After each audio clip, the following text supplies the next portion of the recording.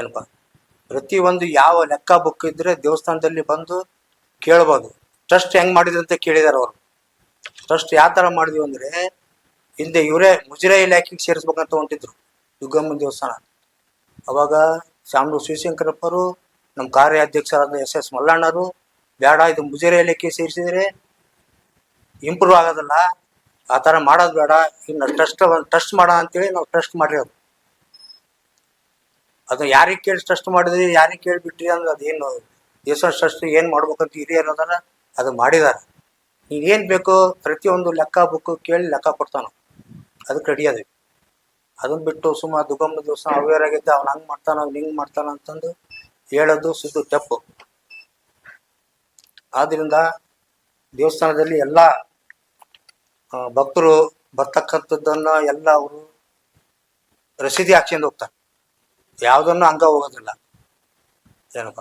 ಆದ್ದರಿಂದ ಅದನ್ನು ಹೆಚ್ಚಿನದಾಗಿ ನೀವು ಪ್ರಚಾರ ಮಾಡಿ ಹೇಳ್ಬೇಕು. ಯಶವಂತರಾವ್ ಜಾಧವ್ ಅವರು ತಾವು ದೇವಸ್ಥಾನ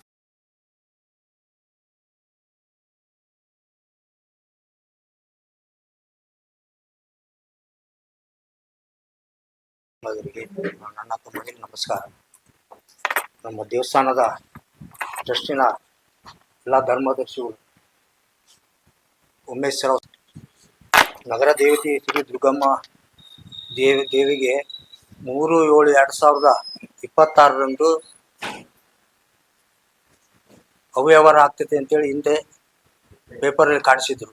ಆದ್ದರಿಂದ ನಾವು ದುರ್ಗಮ್ಮ ದೇವಸ್ಥಾನ ಟ್ರಸ್ಟಿನಿಂದ ತಿಳಿಪಡಿಸಕ್ಕೆ ಬಂದಿದ್ದೀವಿ. ನಗರ ದೇವತೆ ಶ್ರೀ ದುರ್ಗಮ್ಮ ದೇವಸ್ಥಾನದ ಭಕ್ತರು ಬರ್ತಕ್ಕಂಥ ಉಡಕಿ ಸಾಮಾನ ಅಥವಾ ಬಂಗಾರ ಆಗಲಿ ಅಥವಾ ಇನ್ನು ಬೇರೆ ಸೀರೆಗಳಾಗಲಿ ಅವೆಲ್ಲ ಪೂಜಾರಿ ಸೇರ್ತಕ್ಕಂಥದ್ದು. ಯಾವುದು ಉಡಕಿ ಸಾಮಾನು, ಅಕ್ಕಿ, ಬ್ಯಾಳಿ, ಜ್ವಾಳ.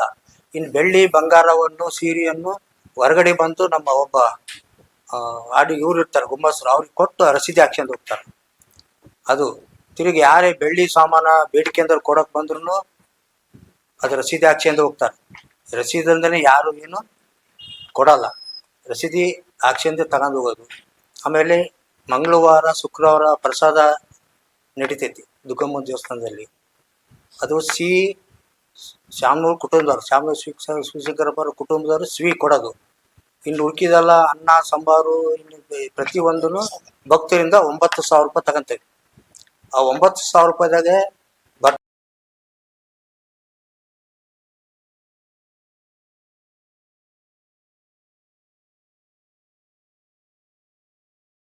ಯಾವ ಮಂಟಪ